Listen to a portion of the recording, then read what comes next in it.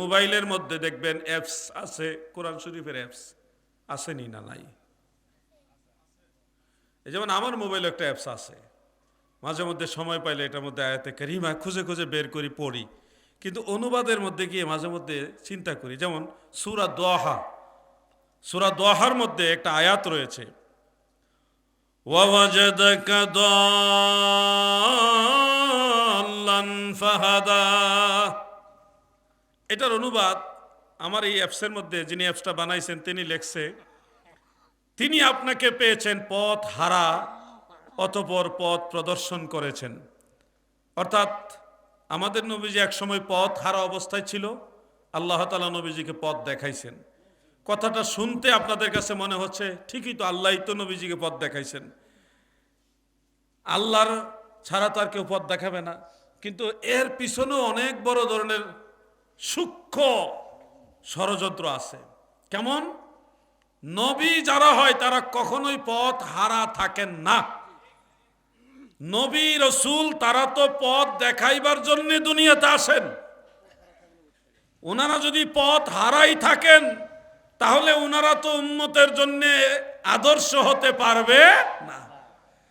নবী যারা তারা নিষ্পাপ এবং মাসুম, তাদের কোনো ভুল নাই, ত্রুটি নাই। আমরা অনেক সময় বলি হযরত আদম আলাইহিস সালাম আপনা একটা ভুল করার কারণে 350 বছর কেঁদেছেন। এই কথা বলা যাবে না। আদম নবী অথবা অন্য কোন নবী ভুল করেছে এই কথা বলা আহলুস সুন্নাহ ওয়াল জামাতের আকীদার খেলাফ। নবীদের কোনো গুনাহও নাই, ভুলও নাই। বলবেন আদম আলাইহিস সালাম গন্ধম খাইছে না? জি, গন্ধম আদম আলাইহিস সালাম খেয়েছেন। ইউনুস আলাইহিস সালাম এটা করছে না? করছেন। তাহলে এটা কি ভুল নয়? না, ভুল নয়, এটা খেলাফে আউলা, খেলাফে আউলা। অর্থাৎ আল্লাহ তাআলা উনাদের দিয়া এই কাজটা করাইছেন, যদিও এটা এইভাবে করা উত্তম নয়, কিন্তু এটা উনার ভুল বলা যাবে না। হযরত আদম যদি গন্ধম না খাইতেন তাহলে তিনি দুনিয়াতেও আসতে পারতেন না, আপনার আমারও জন্ম হইতো না। আর হযরত আদম আলাইহিস সালামকে আল্লাহ বানাইছে জান্নাতে রাখার জন্য নয়, দুনিয়াতে পাঠানোর জন্য। যার ইঙ্গিত কুরআনুল কারীমের মধ্যে আল্লাহ তাআলা বলেছেন ইন্নী জাইলুন ফিল আরদে খলিফা। এই খলিফা হযরত আদম আলাইহিস সালামকে আল্লাহ বানাইছে ফিল আরদ, এই জমিনের জন্য। তাহলে আল্লাহ তাআলা একটা উসিলার মাধ্যমে ওনাকে জমিনে পাঠাইছেন। বাহ্যত মনে হচ্ছে এটা ভুল যে আদম আলাইহিস সালাম গন্ধম খেয়েছে, কিন্তু হাকিকতে এটা ভুল না, এটা আমার আল্লাহর ইচ্ছা। কার ইচ্ছা বলেন? এই জন্য বলা যাবে না হযরত আদম ভুল করার কারণে 350 বছর কাঁদছে, এটা বলা যাবে না। ঠিক তেমনি ভাবে ভাই আমার, নবী রাসূলরা ভুল পথে ছিল বা পথ হারা ছিল বলা যাবে না। হুজুর কুরআনের সেই আয়াতের কি অর্থ হবে? ওয়াওয়াজাদাকা দাল্লান ফাহাদা। হাবিব আমার বন্ধু হে, আমি আপনাকে দল্লান অবস্থায় পেয়েছি। দল্লানের অনেকগুলো অর্থ আছে। একটা অর্থ হলো পথ হারা, আরেকটা অর্থ হলো গুমরাহ। কথা বুঝতেছেন না আপনারা? গুমরাহ হওয়া, পথ হারা হওয়া, এগুলি দল্লানের অর্থ। কিন্তু এই দল্লানের আরেকটা অর্থ আছে, সেটা হলো প্রেমাস্পদ হওয়া, প্রেমে বিভোর হওয়া। যেমন হযরতে ইউসুফ আলাইহিস সালামের আব্বার নাম আপনারা বলেন না, বলেন ইউসুফ নবীর বাবার নাম কি? ইয়াকুব নবী। মাশাআল্লাহ, বলেন মারহাবা। ইয়াকুব নবী বাস করিতেন কেনানে। আমি সেই কেনান শহরে গেছি। কেনান শহর হইল বর্তমানে ফিলিস্তিনে পড়ছে। ফিলিস্তিনের সেই কেনান শহরের বর্তমান নাম হইল হেব্রন। আমাদের গাজী তামিম বিল্লাহ সিদ্দিকী সাহেব সেখানে গেছেন। মারহাবা বলেন। ইয়াকুব নবী বাস করিতেন কেনানে, সবার চেয়ে ভালোবাসতেন ইউসুফকে। লম্বা গজল আছে একটা। সেই ইয়াকুব আলাইহিস সালাম থেকে যখন ইউসুফ নবী তিনি বিয়োগ হয়ে গেলেন, হারিয়ে গেলেন, বা যে ঘটনা আপনারা শুনেছেন, ইউসুফ নবীর বিয়োগ ব্যথায় হযরত ইয়াকুব আলাইহিস সালাম কাঁদতে কাঁদতে ওনার দৃষ্টিশক্তি হারিয়ে ফেলেছিলেন। এই প্রেমের যে বিচ্ছেদের বেদনা, প্রেমাস্পদ হওয়া, এটাকে কোরআনের ভাষায় ইয়াকুব নবীর সন্তানরা এভাবে বলেছেন, ইন্না আবানা লাফি দালালিম মুবিন, নিশ্চয় আমাদের পিতা সুস্পষ্ট দলালের মধ্যে রয়েছে। এই দলালের অর্থ হলো ইউসুফ নবীর প্রেমে বিভোর হয়ে আছে। আমাদের বাবা ইয়াকুব আলাইহিস সালাম ইউসুফের প্রেমে বিভোর হয়ে আছে, ওই অর্থে এখানে দলালিম মুবিন বলা হয়েছে। গুমরাহ হয়ে আছে বলার জন্য নয়, পথ হারা বোঝানোর জন্য নয়। অতএব আপনি যদি ওয়াজে থাকা দল্লান, এই দল্লানের অর্থ করেন যে হাবিব আমি আপনাকে আমার প্রেমে বিভোর অবস্থায় পেয়েছি, ফাহাদা, অতঃপর জগতের মানুষকে হেদায়েত করার জন্য আপনার উপরে কোরআন নাজিল করেছি, তাহলে যথাযথ অর্থ হয়। সুন্নিরা কোরআন পড়ে বুঝে, আর যারা ওয়াহাবি নাজদি তারা কোরআন পড়ে কিন্তু বুঝে না, ঠিক কিনা বলেন? এই জন্যই মাঝে মধ্যে উল্টা পাল্টা ওয়াজ করে। আল্লাহ তাআলা তাদেরকে বুঝার তৌফিক দান করুক, বলে না আমিন। জিকির করেন লা ইলাহা ইল্লাল্লাহ। মহব্বতে 12টার কাছাকাছি হয়ে গেছে, আল্লাহ খেয়াল করি নাই। লা ইলাহা ইল্লাল্লাহ, মহব্বতে জুড়ে লা ইলাহা ইল্লাল্লাহ, মাশাআল্লাহ, লা ইলাহা হক লা ইলাহা মুহাম্মদ সাল্লাল্লাহু আলাইহি ওয়াসাল্লাম। আমি সংক্ষেপে, কারণ অনেক কথা বললে কথা বাড়ে, কথা বললে কথা বাড়ে, শাখা প্রশাখা বেড়ে যায়। মিলাদ কিয়ামের ব্যাপারে সংক্ষেপে এটুকু আপনাদের বলবো, মিলাদের দুইটা পার্ট, একটা হলো মূল জিনিস আর একটা হলো প্রচলিত জিনিস। মূল জিনিসটা রসুল করিম সাল্লাল্লাহু আলাইহি ওয়াসাল্লাম ও সাহাবায়ে কেরাম নিজেরাই করেছেন। যেমন একটা হাদিস শরীফ আমি মাঝে মধ্যে বলি, সেই হাদিস শরীফটা আছে মুজামুল কবির লিত্তাবারানি, প্রথম খণ্ডেরই 28 নম্বর হাদিস। কত নম্বর হাদিস? আপনি ঘুমাই রয়েছেন নাকি? যুবক ভাইরা খেয়াল আসেনি আপনাদের? খেয়াল আছে আপনাদের? মনোযোগ আছে? প্রথম খণ্ডের হাদিস নম্বর কত? 28। সেখানে হাদিসটা উল্লেখ, নবীজি নিজেই যে মিলাদ মাহফিল করছেন তার প্রমাণ। আন আয়েশা রাদিয়াল্লাহু তাআলা আনহা قالت تذاكر رسول الله صلى الله عليه وسلم وابو بكر رضي الله عنه ميلادهما عندي الى اخر। আম্মা জান আয়েশা বলেন, আমার দয়াল নবীজি এবং আবু বকর সিদ্দিক দুইজনে আমি আয়েশার কাছে মিলাদের তাজকিরা, মিলাদের আলোচনা, মিলাদের মাহফিল করেছে। সুবহানাল্লাহ। তাজাকারা মিলাদাহুমা ইনদি, দুইজনের মিলাদের তাজকিরা, আলোচনা আমার কাছে করেছেন। নবীজি নিজেই কি সেই মিলাদের তাজকিরা, যেমন নবীজি দুনিয়াতে আসছে, আমরাও আসছি, একরকম না বেশ কম আছে? বেশ কম আছে কিনা বলেন না? দয়াল নবীজি দুনিয়াতে এসছেন, তিনি জান্নাতি কাপড় পরে আসছেন, সতর মুবারক ঢাকনা অবস্থায় আসছেন, যার কারণে নবীজির লজ্জাস্থান মুবারক, সতর মুবারক দুনিয়ার কেউ দেখেনি। এই ব্যাপারে হাদিস আছে, অনেকগুলো সনদে হাদিস রয়েছে। যেমন মুজামুল আওসাতের মধ্যে উল্লেখ রয়েছে, মুজামুল সাগীরের মধ্যে রয়েছে, তারিখ ইবনে আসাকিরের মধ্যে রয়েছে একটা মারফু হাদিস। আন আনাস ইবনে মালিক রাদিয়াল্লাহু তাআলা আনহু قال قال رسول الله صلى الله عليه وسلم من كرامتي على ربي أني ولدت مختونا ولم يرى أحد سوءتي رواه الطبراني। আল্লাহর নবী বলেন, আমার আল্লাহ আমাকে এমন একটা বৈশিষ্ট্য দান করেছে, আমি রাসূলুল্লাহ দুনিয়াতে খতনাকৃত অবস্থায় এসেছি, আমার লজ্জাস্থান দুনিয়ার কেউ দেখে নাই। আপনারা আমরা আসছি বস্ত্রহীন অবস্থায়, কিন্তু নবীজি আসছে জান্নাতি পোশাক পরে, যার কারণে নবীজির লজ্জাস্থান মুবারক কেউ দেখেনি। এতে আপনারা কি বেজান নাকি? আমাদের নবীজির ইজ্জত মুবারক আল্লাহ তাআলা স্পেশাল রক্ষা করেছেন। হয়তো আপনাদের ভিতরে প্রশ্ন জাগতে পারে, হুজুর তাহলে শিশুকালে নবীজির প্রস্রাব মুবারক, পায়খানা মুবারক এগুলি কারা পরিষ্কার করছেন? যারা পরিষ্কার করছেন তারা তো নিশ্চয় নবীজির লজ্জাস্থান সতর মুবারক দেখছেন। এই কথাটা আপনাদের ব্রেনে আসতে পারে। এই কথার উত্তর আমি পেয়েছি। আমার কাছে অনেকগুলো মিলাদের কিতাব রয়েছে, বড় বড় ইমামদের। সেই কিতাবগুলির মধ্যে দেখলাম শিশুকালে দয়াল নবীজিকে সর্বপ্রথম যিনি দুধ পান করিয়েছেন কে জানেন? না, হালিমাতু সাদিয়া তো অনেক পরে। মা আমেনা না, দয়াল নবীজিকে সর্বপ্রথম দুধ পান করিয়েছেন যিনি, তিনি আবুল আহাবের দাসী।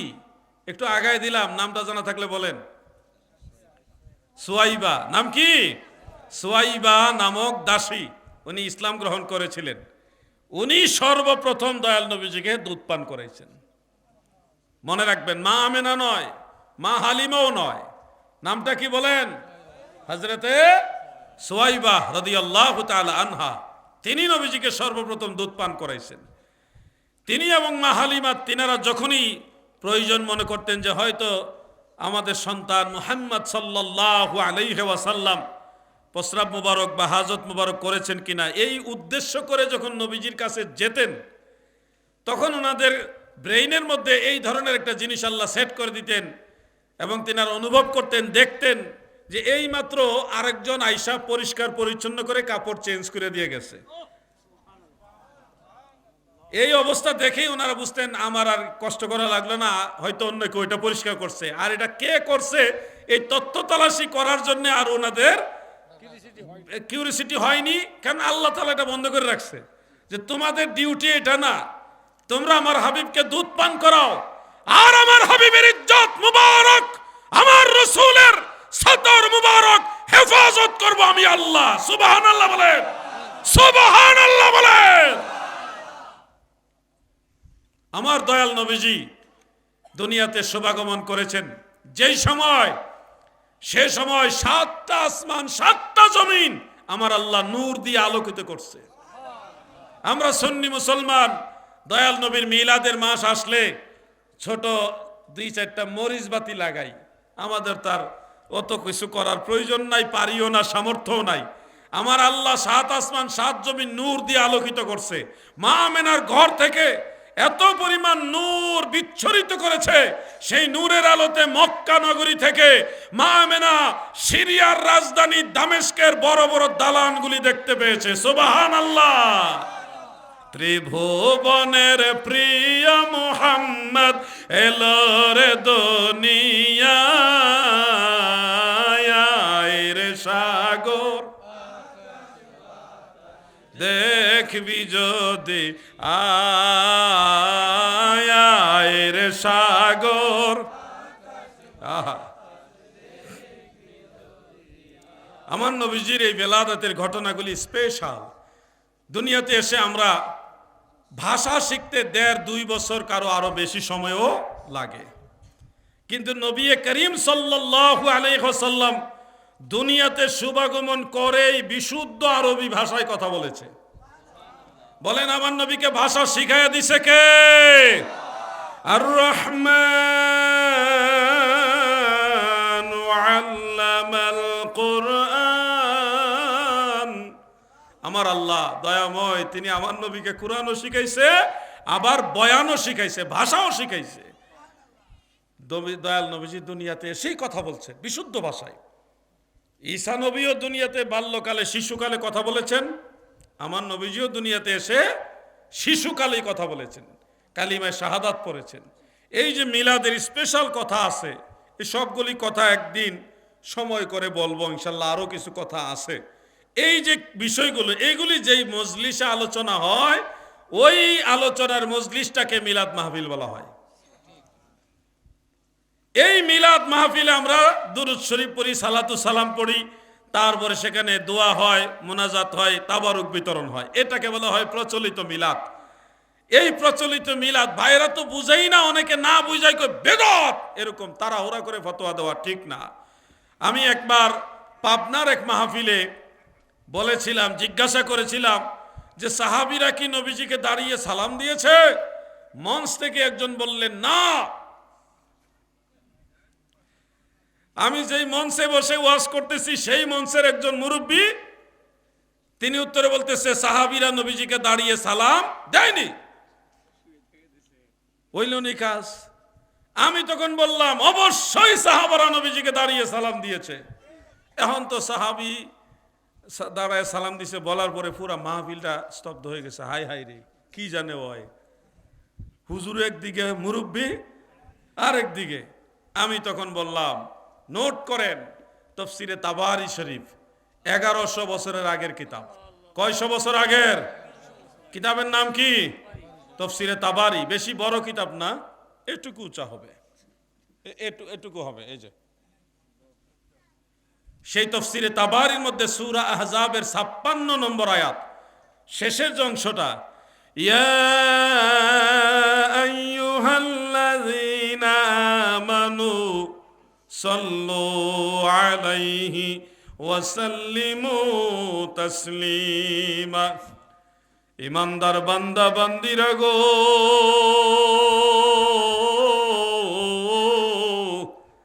তোমরা আমার নবীর উপরে দরুদ পড়ো এবং সালাম দেওয়ার মতো সালাম দাও।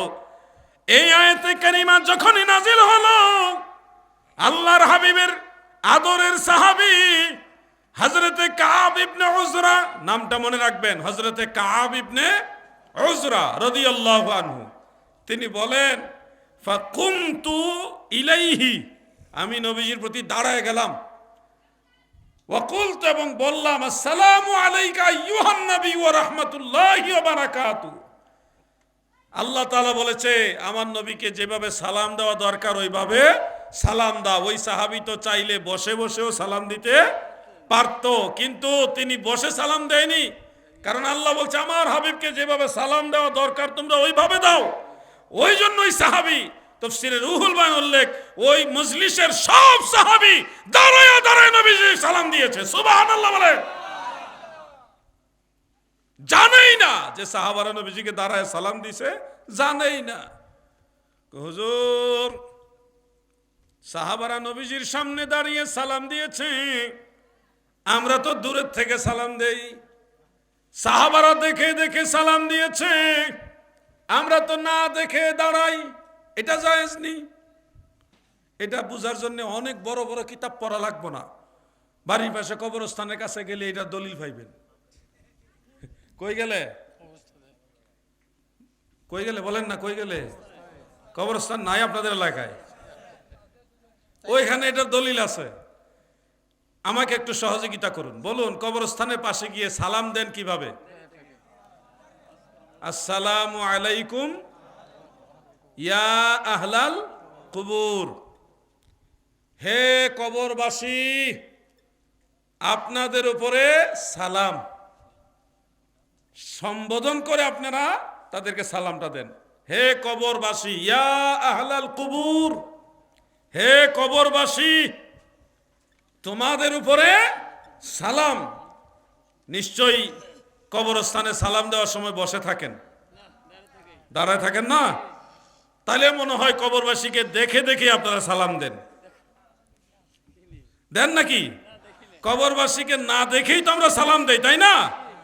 মানুষ মারা গেলে মুমিন বান্দাদের রুহু কবরে থাকে না, মুমিন বান্দাদের রুহু চলে যায় ইল্লিয়িনের মধ্যে, যেটা সপ্তম আসমানের উপরে, ওইখানে রুহু চলে যায়।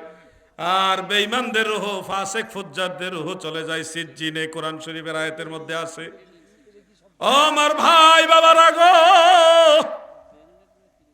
সেই ইল্লিয়িন এবং সিজ্জিনের মধ্যে রুহু চলে গেছে, কবরের মধ্যে রুহু নাই, তারা কবরে উপস্থিত নাই। বিশেষ কিছু আল্লাহর খাস বান্দা আছে তারা ব্যতীত, এমনিতে নরমাল সব মানুষ কেউ কবরে নাই, রুহু চলে যায় উপরে, না হয় নিচে, কিন্তু তারা অনুপস্থিত এবং অদৃশ্য। তা সত্ত্বেও আমরা দাঁড়িয়ে দাঁড়িয়ে তাদেরকে সালাম দেই। আরে সাধারণ মুসলমানকে কবরের কিনারে দাঁড়িয়ে না দেখেও যদি সালাম দেওয়া যায়, রাহমাতুল লিল আলামিন নবীকে অবশ্যই না দেখেও সালাম দেওয়া যাবে, ঠিক কিনা বলে? ওখানে দলিল খুঁজো না, এখানে খুঁজো। গোটা দুনিয়াটা নবীজির কাছে হাতের তালু মুবারকের মতো। প্রশ্ন একসাথে নেই, কয়েকটা আসুক। হ্যাঁ, আরো দুই একটা একসাথে দেন। দুইটা প্রশ্ন আসছে, আমি নিব ইনশাআল্লাহ। ওইখানেও আরেকটা আসছে, তিনটা। তাহলে তিনটা প্রশ্ন এসছে, আপনারা অনুমতি দিলে আমি সে প্রশ্নের উত্তর দিব। অনুমতি আছেন আপনারা? যুবকরাই তো কথা কয় নাই, এই এলাকার যুবকরা দুর্বল নি? অনুমতি আছে? নারে তাকবীর! এই যে উনি কইছে না, হ্যাঁ, নারায়ে তাকবীর, নারায়ে রিসালাত, আহলে সুন্নাত ওয়াল জামাত। প্রশ্নোত্তর পর্বে যাওয়ার আগে 1 মিনিট একটু জিকির করেন। ইসমে জাত আল্লাহ, আল্লাহ, আল্লাহ, আল্লাহ।